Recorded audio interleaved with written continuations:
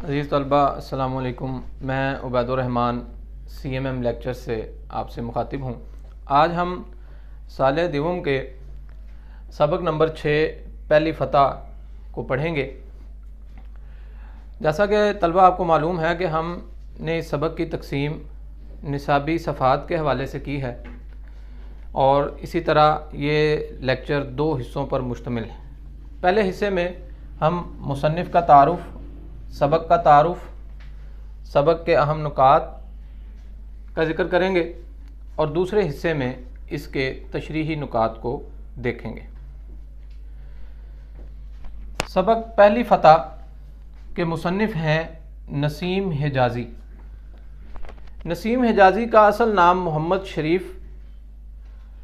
ये नसीम हिजाज़ी उनका कलमी नाम है। वो मुमताज़ नावल निगार और सहाफ़ी रहे और इस्लामी तारीख़ से उनको खुसूसी तौर पर वाबस्तगी रही और उन्होंने जो नावल तहरीर किए उसके पस मंज़र में भी मुसलमानों की शानदार इस्लामी तारीख़ उनके पेश नज़र रही। उनका एक नावल है अज़ीज़ तलबा, और मेरी आपसे ये इल्तमास है कि आप उस नावल को ज़रूर पढ़ें। खाको खून, तहरीक पाकिस्तान का पस मंज़र, क़याम पाकिस्तान के लिए बर्रे सग़ीर के मुसलमानों की कुर्बानियाँ और वो लाजवाल जोशो खरोश और जज्बा जो इस मुल्क के क़याम में पेश फरमा था।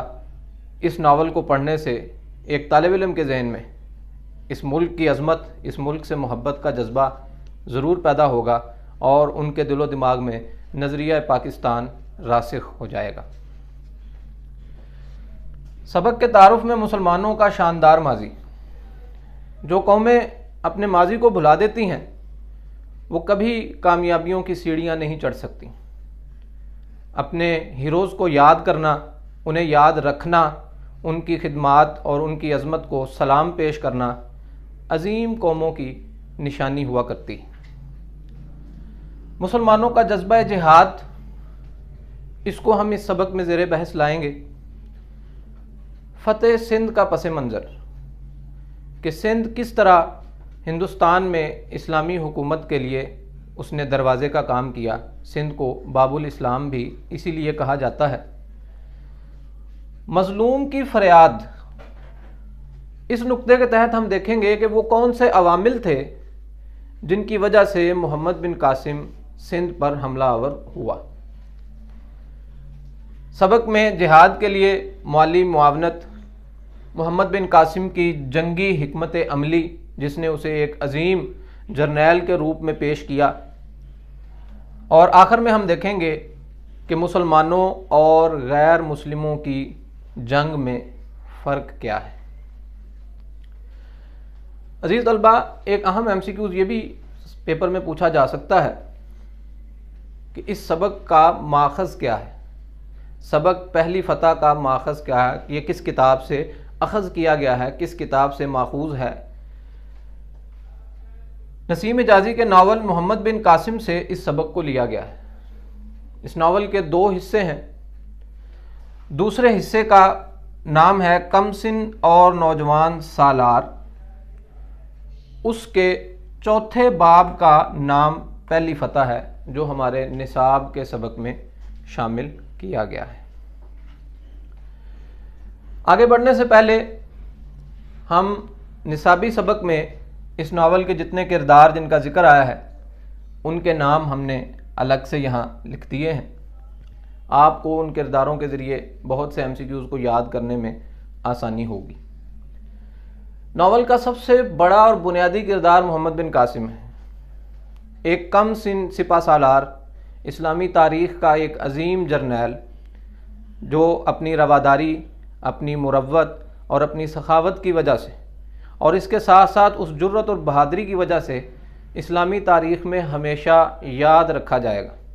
मोहम्मद बिन कासिम ने बहुत छोटी उम्र में एक मुसलमान फ़ौज की क़यादत की और वो सिंध पर हमला आवर हुआ और मुल्तान तक उसने कामयाबियों के झंडे गाड़े, और जब वो यहाँ से वापस लौटा तो यहाँ के लोग उसकी जुदाई में रोते हुए देखे गए। दूसरा किरदार जो हमारे सामने आता है नाहीद, ये वो लड़की है जिसने अपने खून से एक रुमाल पर हज्जाज बिन यूसुफ के नाम एक ख़त लिखा और उसमें मदद की अपील की। पस मंज़र इसका ये है कि लंका से एक जहाज़ मुसलमानों का, जिसमें ताजिर और हज्जाज शामिल थे, इराक़ जा रहा था। दैबल के करीब उस जहाज़ को बहरी डाकुओं ने लूटा और औरतों और बच्चों को उन्होंने कैद कर लिया। उस कैद से नाहीद नामी एक लड़की ने हज्जाज बिन यूसुफ के नाम एक ख़त लिखा और उस ख़त में उसने मदद की फरियाद की। उस मज़लूम और बेकस लड़की की मदद की फरियाद के जवाब में मोहम्मद बिन कासिम को फ़ौज देकर हिंदुस्तान रवाना किया गया। ज़ुबैदा मोहम्मद बिन कासिम की बीवी का नाम है। हज्जाज बिन यूसुफ इस्लामी तारीख़ का एक बड़ा किरदार है।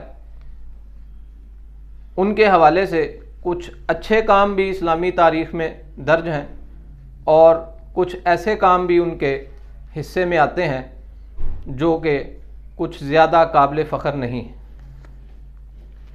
मोहम्मद बिन हारून इस्लामी सल्तनत के उस वक्त के बलूचिस्तान के इलाके के गवर्नर थे। मुकरान के गवर्नर थे, जो कि बलूचिस्तान का इलाका है और आज पाकिस्तान का हिस्सा है।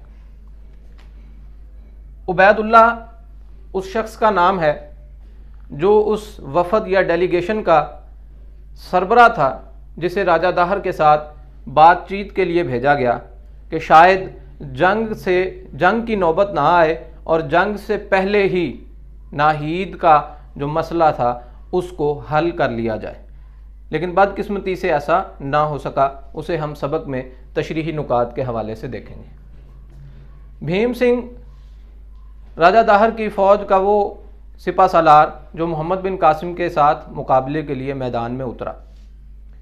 राजा दाहर दैबल का गवर्नर था, दैबल का हुक्मरान था। असल लड़ाई राजा दाहर के ख़िलाफ़ थी, जिसके ज़ेरे साया उन बहरी डाकुओं ने मुसलमानों का वो जहाज़ लूटा था। नावल में ज़ुबैर भी एक किरदार है जो मोहम्मद बिन कासिम की फ़ौज का एक सिपाही है जो खलीफा तक मुसलमानों का पैगाम पहुंचाता था। मोहम्मद बिन कासिम का ये सफ़र बहुत तवील है। वो मुल्क शाम के मशहूर शहर दमिश्क से रवाना हुआ। दमिश्क से वो इराक़ के शहर बसरा और कूफ़ा पहुंचा। बसरा और कूफ़ा से वो ईरान के शहर शिराज से होता हुआ बलूचिस्तान के इलाके मुकरान में दाखिल हुआ और उसके बाद लसबेला में भीम सिंह के साथ उसका मुकाबला हुआ। ये अज़ीज़ तलबा एक तवील सफ़र है जो मोहम्मद बिन कासिम ने उस बेकस और मज़लूम लड़की की फरियाद पर मदद के लिए किया। अज़ीज़ तलबा, सबक के अहम नुकात जो आपके सामने हैं, ये दरअसल इस सबक के ख़ुलासे के अहम नुकात भी हैं। आप इन नुकात को सामने रखते हुए इस सबक का बेहतरीन ख़ुलासा लिख सकते हैं और इन्हीं नुकात की आगे जो वजाहत है वो सबक की तशरीह के हवाले से या इबारात की तशरीह के हवाले से आपके लिए मुमिद्दो मुआवन साबित हो सकते हैं। सबक के अहम नुकात में मुसलमान फ़ौज की रवानगी का मंज़र, मुसलमानों ने फ़ौज के लिए जो मदद की, उनकी माली मदद का जज्बा, वो डेलीगेशन जो उबैदुल्लाह की क़यादत में भेजा गया था उसका कत्ल, मोहम्मद बिन कासिम की फ़ौज की तादाद, मोहम्मद बिन कासिम के मुकाबले में भीम सिंह की फ़ौज की तादाद क्या थी, भीम सिंह ने कौन सी हिकमत अमली मोहम्मद बिन कासिम के ख़िलाफ़ इस्तेमाल की, हमलों की शिद्दत में जब इजाफ़ा हुआ तो मोहम्मद बिन कासिम ने जंगी मजलिस शूरा बुलाई, मजलिस मुशावरत बुलाई। मोहम्मद बिन कासिम ने अपनी हिकमत अमली पेश की। उस मजलिस शूरा में मुख्तलिफ़ सरदारों में बाहमी मुशावरत हुई और कई सरदारों ने इख्तलाफी नोट भी लिखा और उसे पेश किया। आखिर में बड़ा अहम नुक्ता इस सबक में ज़ेर बहस लाया गया है और वो है मुसलमान की जंग और गैर मुस्लिम की जंग में फ़र्क क्या है। सबक के आखिर में मोहम्मद बिन कासिम की एक छोटी सी तकरीर, एक तरह से आप कह सकते हैं, वो शामिल है जिसने उसमें बड़ी वजाहत से मुसलमानों का तरीक़ा जंग, सिपा सालार की फ़ौज के लिए अहमियत और मुसलमान किस लिए मैदान में उतरता है, उन तमाम बातों पर उसने रोशनी डाली।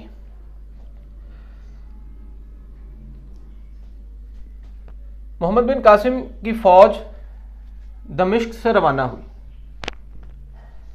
वो जो ख़त नाहीद ने लिखा, उस ख़त के जवाब में हज्जाज बिन यूसुफ ने मोहम्मद बिन कासिम को सिंध पर हमला आवर होने के लिए फ़ौज देकर भेजा। मोहम्मद बिन कासिम हज्जाज बिन यूसुफ का भतीजा भी था और उसका दामाद भी था। इसमें अहम बात यह है कि सबक के मुताबिक मोहम्मद बिन कासिम की उम्र 17 साल थी। बाज़ दूसरी तारीख़ी रवायात के मुताबिक इसमें इख्तलाफ भी पाया जाता है, लेकिन इतना बिल्कुल कन्फर्म है कि वो कम सिन थे, छोटी उम्र के थे। तो आप अंदाज़ा लगा सकते हैं कि वो किस तरह दिलो दिमाग की सलाहियतों के मालिक होंगे कि उन्हें इस ख़तरनाक मुहिम के लिए एक फ़ौज का सिपा सालार बनाकर रवाना किया गया। हर उम्र के लोगों ने मोहम्मद बिन कासिम की फ़ौज में शिरकत की और जोशो खरोश का मुजाहरा किया। क्यों? कि मोहम्मद बिन कासिम नाहीद ने जो ख़त लिखा था, मुसलमानों ने यह समझा कि मुसलमान कौम की गैरत और हमीयत को ललकारा गया है। उस ललकार के जवाब में आलम इस्लाम में हर शख्स ने जहाँ जहाँ से मोहम्मद बिन कासिम की फ़ौज गुजरी, लोगों ने उसमें जोशो खरोश के साथ शिरकत की। और इसकी सारा पस मंज़र जो है वो इसलिए था कि एक बेकस बेटी की फरियाद मुसलमानों तक पहुंची और मुसलमानों के सिपा सालार ने, गवर्नर ने, हज्जाज बिन यूसुफ ने एक फ़ौज देकर मोहम्मद बिन कासिम को उसकी मदद के लिए भेजा। अगले लेक्चर में हम इस सबक के बकिया नुकात के तशरीही नुकात को देखेंगे। आपका बहुत शुक्रिया। अस्सलामु अलैकुम।